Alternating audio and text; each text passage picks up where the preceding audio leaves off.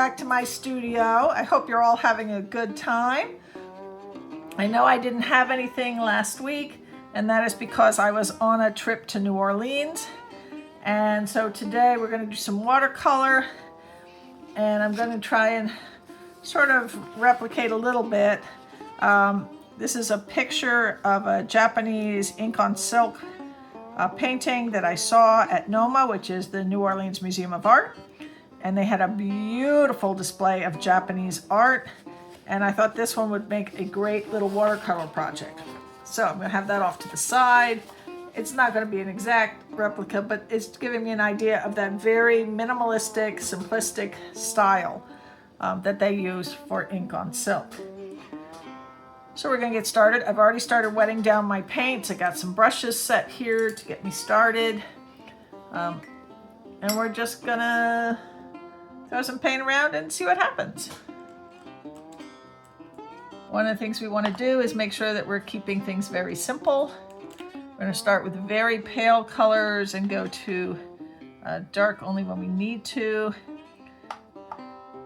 So I'm gonna start with sort of this tree that's in the background that you don't really see.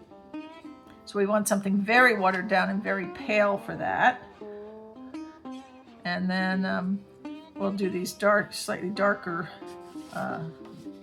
portions afterwards.